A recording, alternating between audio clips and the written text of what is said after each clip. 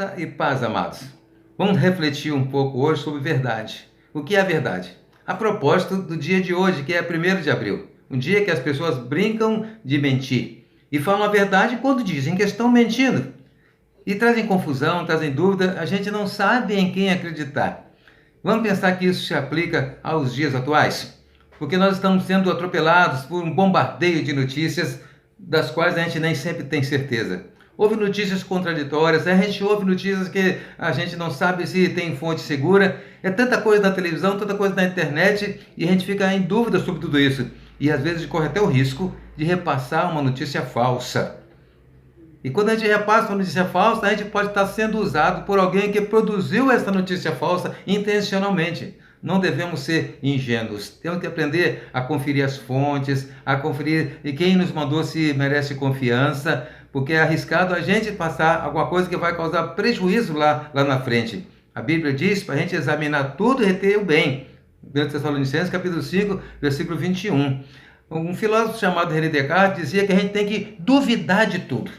Ele criou a dúvida metódica. Dizia ele que se você não puder passar uma informação pelo crivo das dúvidas, ela não merece confiança. E René Descartes duvidou até mesmo da sua própria existência. E pelas premissas ele conferiu: eu penso, logo eu existo. Ele passou a ter certeza que existia porque ele pensava. E nos ensinou a duvidar sempre daquilo que ouvimos, para ter convicção do que repassamos para outra pessoa. Não é só René Descartes, mas a Bíblia nos ensina que o nosso falar deve ser sim, sim ou não, não. Porque o que passa disso é de procedência maligna. Quando Jesus ensinava, ele dizia assim: em verdade vos digo. Como que enfatizando aos seus ouvintes aquela verdade que eles falava. Ele disse um dia assim: eu sou o caminho, a verdade e a vida. Jesus se apresentou como sendo ele a própria encarnação da verdade.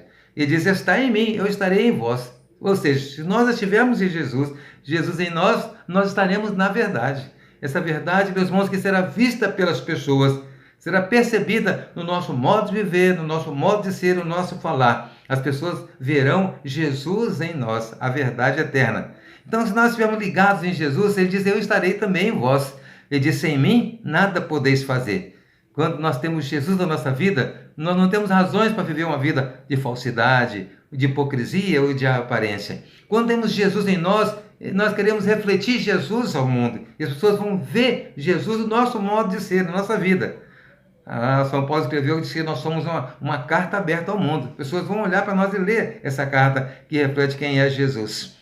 Um dia, Jesus estava fazendo uma oração pelos discípulos, lá em João capítulo 17, e ele disse assim: santifica-os na verdade, a tua palavra é a verdade. Ao mesmo tempo que ele pedia ao Pai que santificasse os seus discípulos, ele declarou que a palavra de Deus é a verdade, que pode ser a santificação desses discípulos. Quando nós aplicamos a palavra de Deus na nossa vida, nós não vamos achar caminho de santificação. A verdade da palavra de Deus pode nos santificar. Vamos pensar então em como aplicar a palavra de Deus na nossa vida. Na palavra de Deus há promessas para nós, há conselhos. Na palavra de Deus há também muitos ensinos, mas há também correção. Na palavra de Deus há também muito conforto quando nós precisamos dele. Mas na palavra de Deus nós encontramos mais sobre Deus. Onde vamos aprender sobre Deus, se não na palavra de Deus?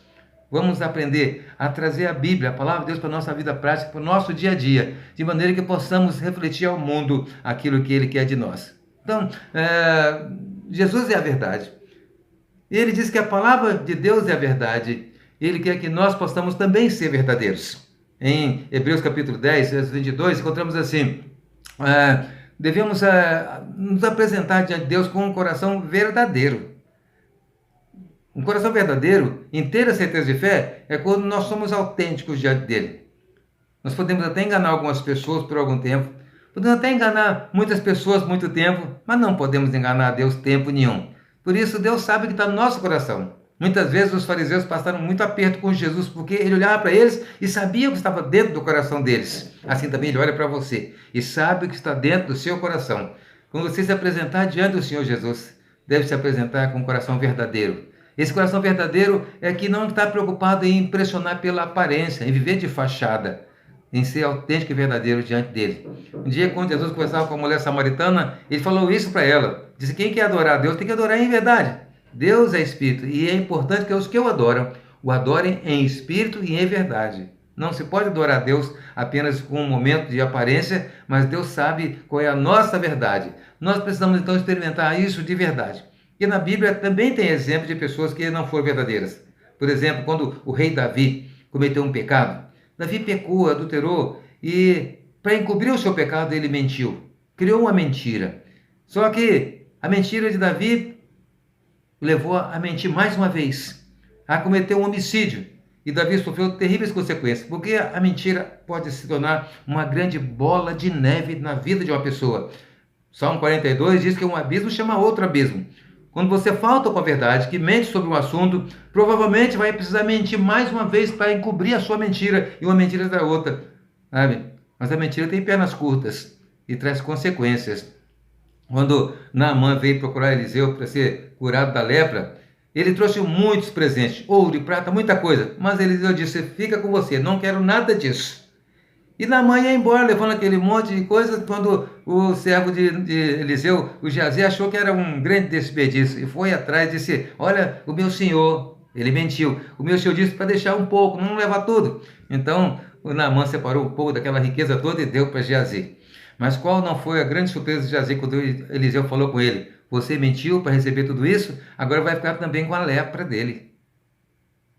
Recebeu os bens e recebeu o mal. Por causa da mentira de Geazi, por ganância, ele recebeu toda a lepra da qual Naamã tinha sido liberto.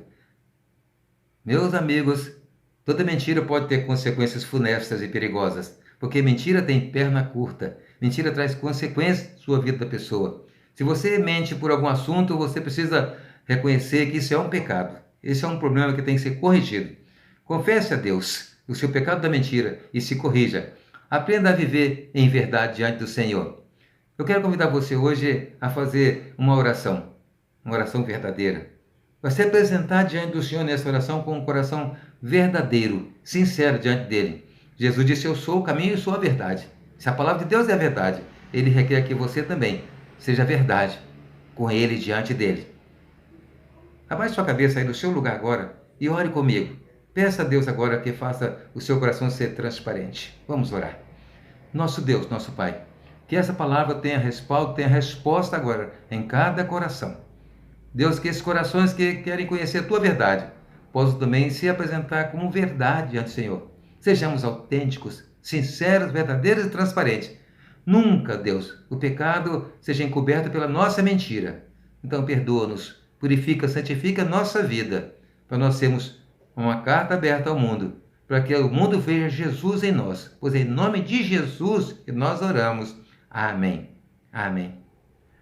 Deus abençoe você. E hoje você tenha crescido para ser verdadeiro diante do Senhor. Receba um abraço do nosso coração.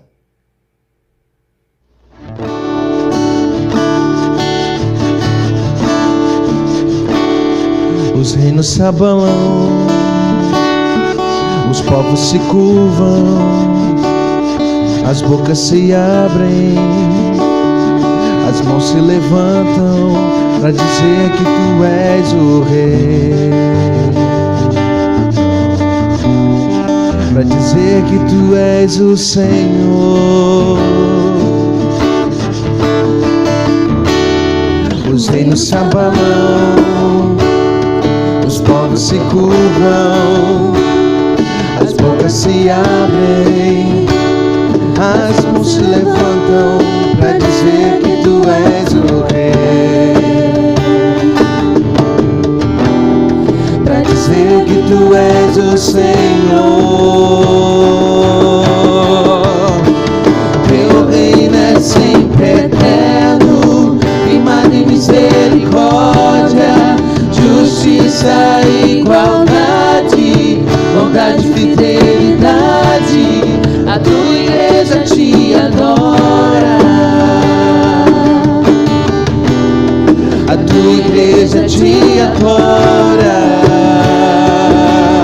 Oh, teu reino é sempre eterno, firmado em misericórdia, justiça e igualdade, bondade e fidelidade. A tua igreja te adora, a tua igreja te adora.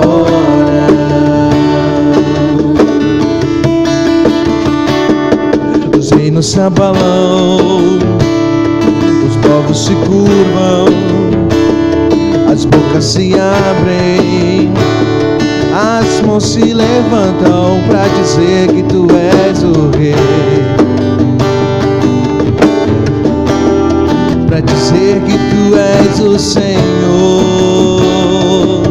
pra dizer que tu és o rei, pra dizer que tu és o Senhor, pra dizer que tu és o rei, pra dizer que tu és o Senhor. Teu reino é sempre eterno, firmado em misericórdia, justiça e igualdade, bondade e fidelidade. A tua igreja te adora, a tua igreja te adora. Oh, teu reino é sempre eterno, firmado em misericórdia, justiça e igualdade, bondade e fidelidade. A tua igreja te adora, a tua igreja te adora. Teu reino é sempre eterno, firmado em misericórdia, justiça e igualdade, bondade e fidelidade. A tua igreja te adora, a tua igreja te adora.